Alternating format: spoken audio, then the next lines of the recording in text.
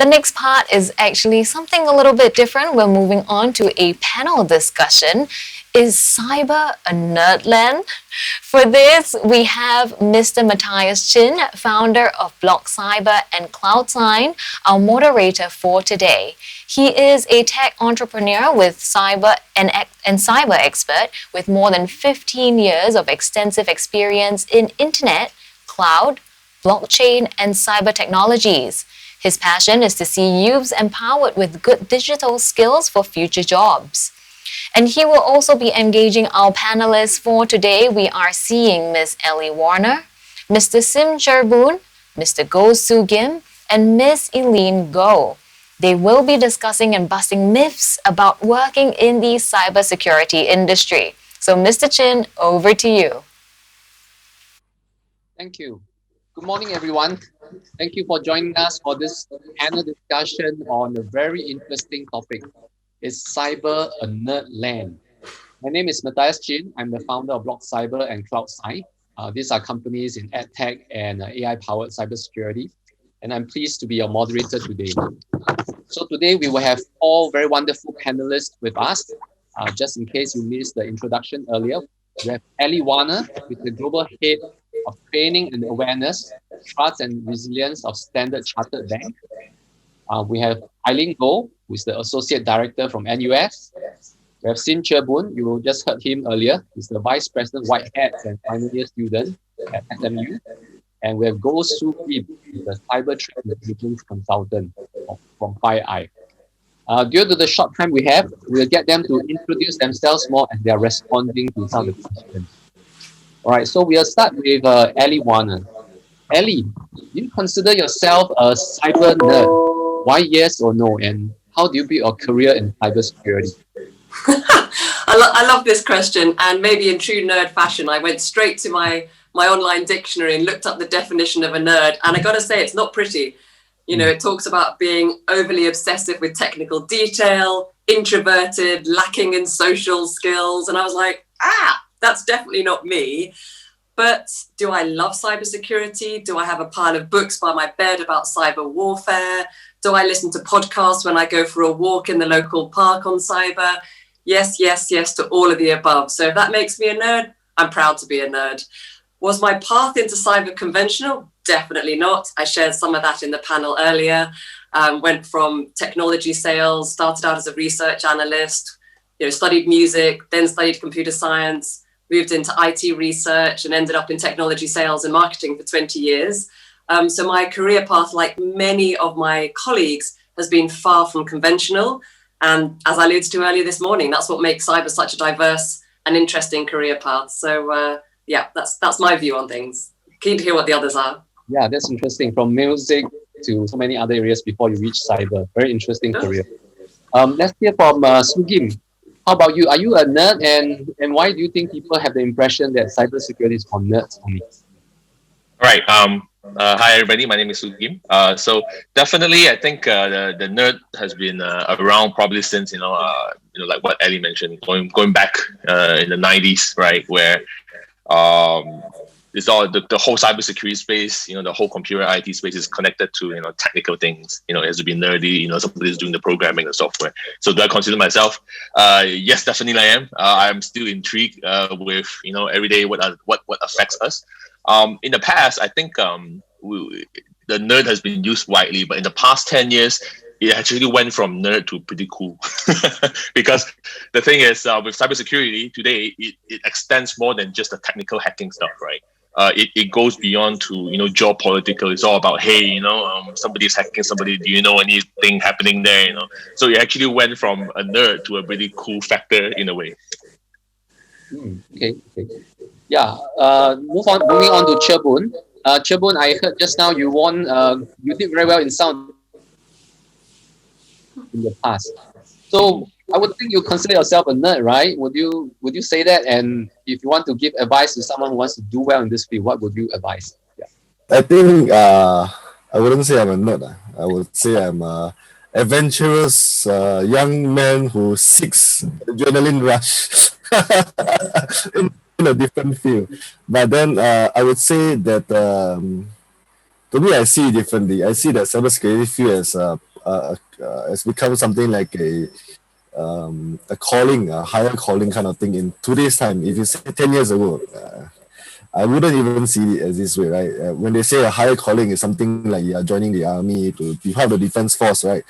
Or rather today, when I speak to people about cybersecurity, I say, do you want to do something for people, right? This is one of the way. If you can't run, if you injure yourself, if you can use your brain, then this is something you can do. And someone like me with a diverse, colorful background should be able to can do it. I think anyone else can. So if it's someone who's looking for a larger purpose, I think it's a place for them as well. And it's very adventurous. You see things exploding in virtually and in real life, and saving lives potentially. I think that's the most important thing. That's interesting. Yeah. Let's hear from Eileen. And Eileen, I understand you joined cybersecurity midway in your career. So can you share a bit how and why you got in, and was there any phobia when you make this switch midway in your career? Okay. Just a little bit of introduction, right? I'm Associate Director of NUS IT Security, doing governance, risk, and compliance.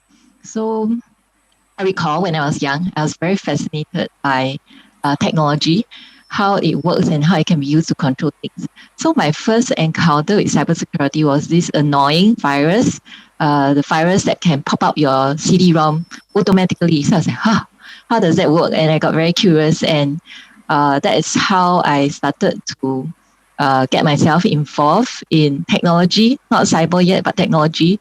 So I started to pursue a degree in computer science and then subsequently master of technology. And then the natural path is that I started to then work as a programmer. Then from a programmer, I went on to a software engineer, project manager, etc. and so on. And then about 8 years back, I'm not sure if you all recall, 7 to 8 years back, there was this major hacking incident in Singapore by the group called Anonymous. So a lot of websites got hacked. And that totally triggered my interest again in cybersecurity. So I decided to volunteer myself for many security-related work scope. For example, I volunteer myself for managing the vulnerability assessment, pen test, and then the security audit. And I also started to pick up like 2 certifications a year just to bridge my gap in the knowledge. And I find that by volunteering myself in all these cyber scope and also taking a certification, it really helps me to seamlessly switch over to cybersecurity field, even though I've been like a software person for more than 10 years. Yeah. Yeah, thanks for sharing. So let me open up the question to all the panelists, right? So if I'm not from a technical background, maybe I'm good in sales, marketing, or very non-technical skills, right? But I'm interested in cybersecurity, but I have a phobia to come in. From the panelists, and anyone can answer, what advice would you give to me if I want to consider a career in cybersecurity or path in cybersecurity? There are actually many free resources out there on the internet. So if you want to consider a path in cybersecurity, you can probably start to read up about what is cybersecurity and then spend your time to try out some of the quizzes or the labs, right?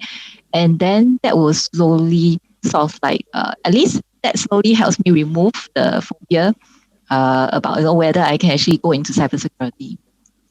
Okay, thanks very much. Ellie, Su Gim. Yeah, so from our side, if I can share, if you want to enter the cybersecurity space, don't be afraid. Just maybe because previously you may not have, technical skills that you think you require. As I mentioned in the past, cybersecurity is a lot about people related to technical stuff.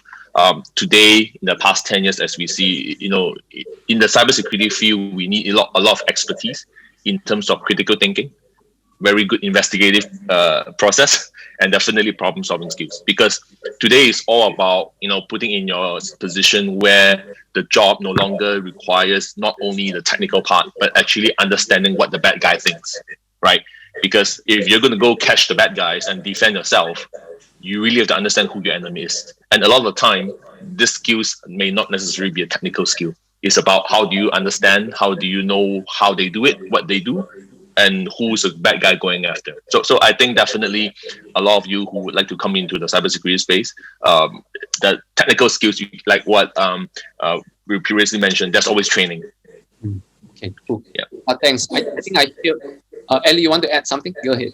Yeah, and look, I think it's been fascinating listening to the other speakers this morning, and I don't think there was a single presentation that didn't bring up this aspect of problem solving. And we do tend to look very much at technical competencies in cyber, but that also includes a huge amount of soft skills. And it was great to see the presentation from the ISC2 folks about what types of soft skills are required as well. And ultimately, as my panelists have said, it's a human problem, really. I mean, we talk about security as technology. Of course it is. There are underlying controls and technologies behind it, but ultimately there are humans who are coming up with the insidious ways to attack, and they're also addressing and targeting humans. They're targeting organizations that are run by people. So there's always a human element as well. And the more we can get into the psyche of that, the threat-led mindset, we've done a lot of this in the bank. How do we get into the mindset of a hacker? The more we can understand what the solutions are that we need to come up with. So again, I would validate what others have said. Go for it. All sorts of skills and competencies. We are definitely lacking in the non-technical skills in the cyber workforce today, for sure. Everyone should be able to go in and have a business conversation with anybody in the business. And if they can't do that, how do they understand what the problems and solutions are that they need to be building? Yeah, thank you. I think it's quite insightful because I hear from the three panelists, firstly, to discover more about what is the cybersecurity career like.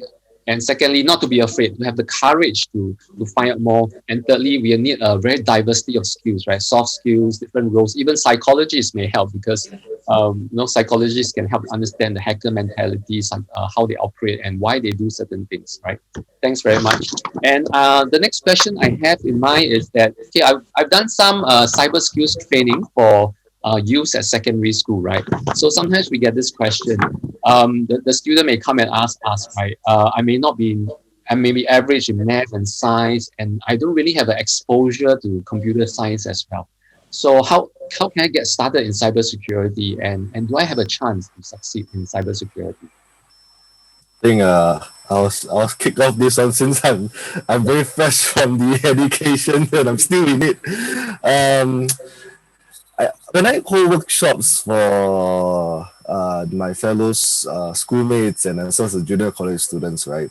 Some of them do come out and tell me this. I'm still not good at programming. What can I do? I told them the very same thing that I keep telling everyone is that no doubt that in cybersecurity you need to have the word cyber, right? You need to understand cyber to really implement the security. It's not a tough road to go into. If you're not good in math, you don't need to be fantastic in math. You need to know how to apply, right? So concepts and things like that. And so I told them that there are lots of ways that you can get in. The bread and butter of almost all technology professional is actually to understand programming. Even if you're an average programmer, I think that's perfectly fine. But I think the most important thing is that you're willing to put in the hard work and to really push the boundaries of your personal knowledge. I think that's what makes it very beautiful for people picking up new skills, because when I see them, like, they're actually doing very well. So, of course, one thing that I like to bring up is that teamwork is very important, because nobody learns alone, they learn with peers. So, yeah, I think for someone without any knowledge, it is possible with a bit of hard work and dare to explore. It is really possible. Okay, thanks for sharing that. From the other panelists, any suggestion to get started? If we are not in the secondary school students, or as an educator, we are trying to counsel students, they are not in this field. How do we get started? I'm happy to give some. Go ahead, Eileen. Sorry, Ellie. Sorry, Eileen, maybe you can share. Okay, I think I can totally identify with Cher Boon, because I do see that when the students come together, especially those in the Whitehat club, when they come together, they actually tend to learn more from each other. Those who are less experienced will learn more from those who are more experienced. So probably they can get started by joining some of these clubs that are free, and they conducted many competitions, capture the flag and things like that. I think that's one of the many great ways to learn about cybersecurity. And also, I would say that there are like fantastic lots of resource out there on the internet, like those provided by Hacker 101 and many more like Podspeaker and things like that. They're all free labs, and you can actually get your hands dirty on all these, and also listen to some IPPSec videos. They are fantastic. I think we can actually get started by just listening, reading up more. Like Cher says, it's like very, very much hard work that you have to put into get into cycle. Okay. Ali? Yeah, you pretty much said what I was going to say, Eileen. I love the fact that when we talk about learning in the bank, we talk about experiential, social, digital, and formal. And if I look at the Cyber Academy that we've just launched internally, I would say certifications is just part of that. It's certainly a necessary part. I'm balancing my iPad as we speak on my CISSP manual. I mean, we should always be learning, right? Every day I try and do 60 minutes of deep learning every day, as much as I can, whatever the topic. So read, learn, listen. There are so many fantastic podcasts out there. If you don't want to be staring at a screen for another 2 hours in the evening after a day of video calls, go for a walk in the park, put on your headphones and listen to podcasts and discussions about cyber. So I love the fact that this is all available to all of us now, literally at the press of a button. And the other thing I'd say is I know this is targeted more at young talent, but it's never too late to learn. It's never too late to requalify, to upskill and to cross-skill. So let's also maybe not close our minds to it's only sort of young talent. It's anyone at any stage of their career. Why should a cyber career not be for them as well? True.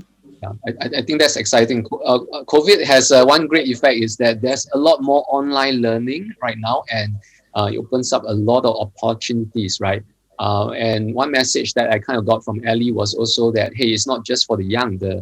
Many young students would like to learn, and there are so many opportunities. But even for the educators, even as teachers, career counselors, well, we may not go all the way into the deep tech, but I think there are so many opportunities to learn a bit more about cyber. What is it like? What does it take to succeed in the cyber career field, right?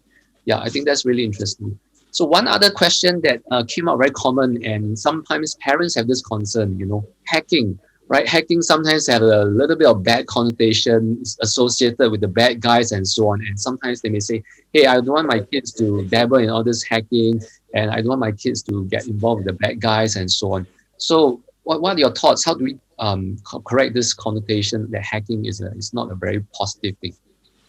Interesting you brought that up. So the word hacking, I think, has been a bit overhyped by a lot of these movies, about the guys in the hoodie, behind the dark room, doing all the bad stuff. So that I think a lot of people associate the word hack with that. But again, the word hack, if you really look it up, it is a lot more than just doing the bad stuff, right? I mean, like the hackathons, where people will do something useful, and a whole team of people under a certain time they program something. So as I say, the word hack has a little bit bad rap, but my experience is with all these skills that you have today, there's always the good side where you want to be, right? So I'll just give you some examples from my part of what I've been doing in the past. So we've been in the threat intelligence for a long time, right? And threat intelligence is a lot about using what we know and what we can do, and kind of track where the bad guys are doing. So definitely, hack is not only for the bad guys. The good guys could use it. Again, it's where you choose whether you want to be the good side or the bad side.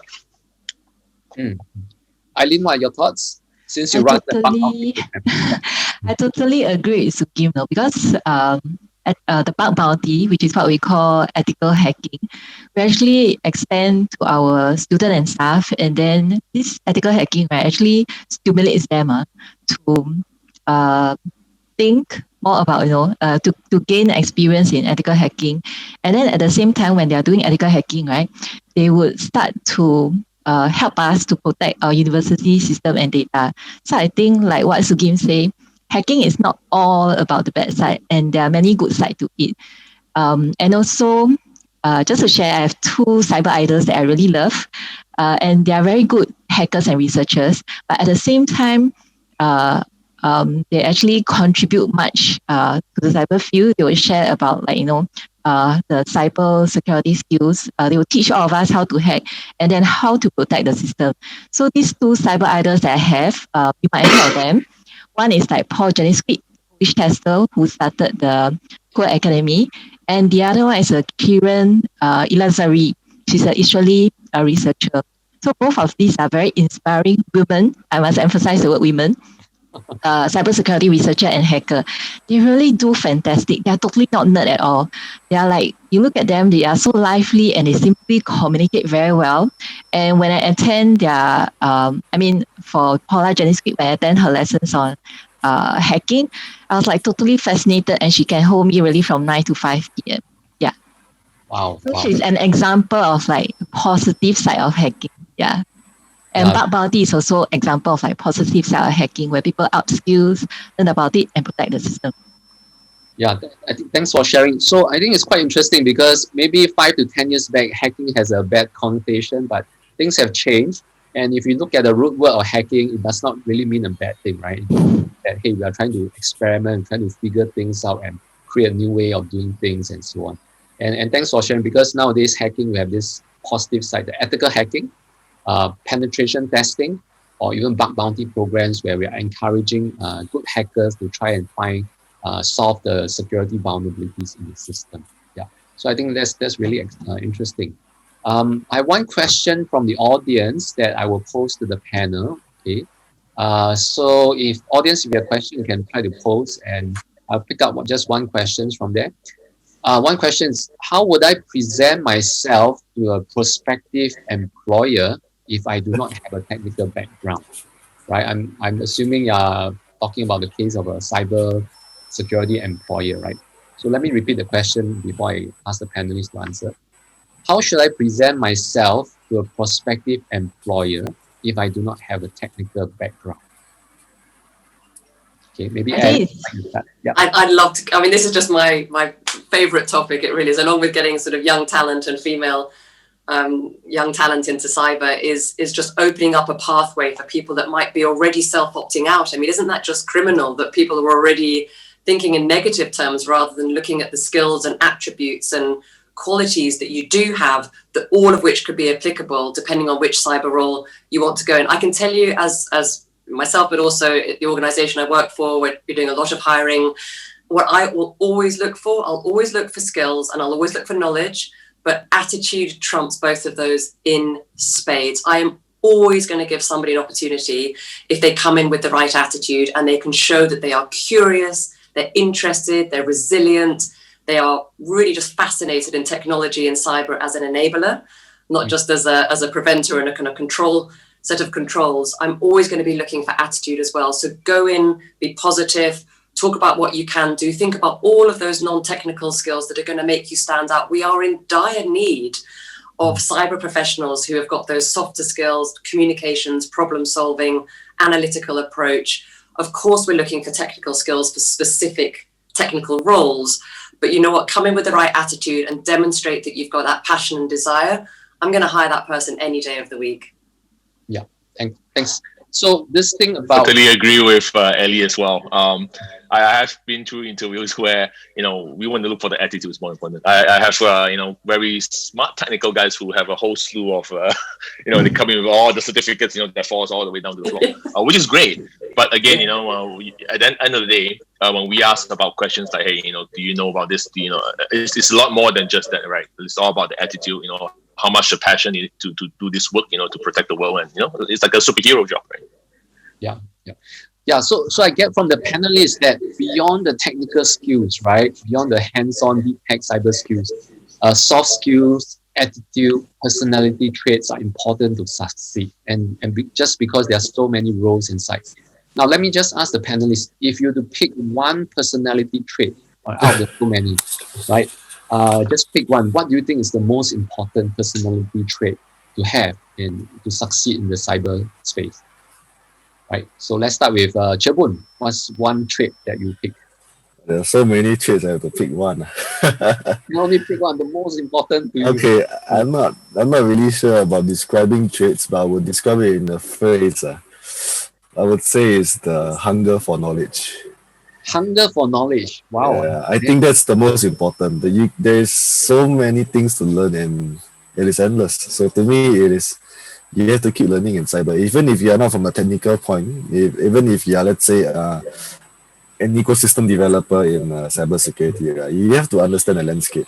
So even if you are non-technical, you still have to go for more knowledge to understand what's going on, because like many of the panelists here, like Ellie, Su Gim, and Eileen said, it's not about technical, it's not about how good you can hack, it's about how much can you be part of the ecosystem to protect what we have today. So I think the hunger for knowledge is very important to know what's happening. Yeah. Thank you. That's very interesting. Hunger for knowledge. That's great. How about Eileen? What is one word, one phrase you pick? I totally agree with Su Gim. Cher Boon on the hunger for knowledge. The phrase, a similar phrase I'll pick, right, would be continuous learning. Because I myself is an example of continuous learning. Although I'm like trained in software engineering, but I continuously put in effort. Not like Cher Boon. Maybe for Cher Boon he put in less, but for me it's like I really put in lots of effort every day, tea time, break time, to learn more about cyber, because I'm so curious about cyber, and I put in lots of time to learn about it every day for like many years before I successfully switched over to a cyber career. So I think, yeah, continuous learning, and it doesn't mean that I can just acquire the knowledge overnight. I just find that, like what Ellie has said, resilience. So it's like, I don't understand, I read again, I try again, I read again until I find the solution. Yeah, so continuous learning, that's the phrase for me. Thank you. How about Ellie or Su Gim? What is your word? Your one word or one phrase? Maybe Ellie. Sorry. Let's have Ellie to start first. Yeah. For me, it's resilience. I mean, and I love what Eileen and Cher Boon said. I totally agree. Be curious, continuous learning, continuous self-directed learning, but resilience. And as we know, 2020 has taught us all about incredible professional and personal resilience and agility, hasn't it? You don't go into cyber if you don't want if you're fake-hearted. Every day, I mean, I get to the end of every day and it's like, wow, just what just happened. There's just so much going on. And these hackers out there and these individuals out there, they're relentless too, right? It's humans against humans, and just resilience. Come into cyber, you're really going to need to have thick skin and determination to beat the bad guys and gals. Okay, cool. Resilience, thick skin. Yeah, I like that. Yeah.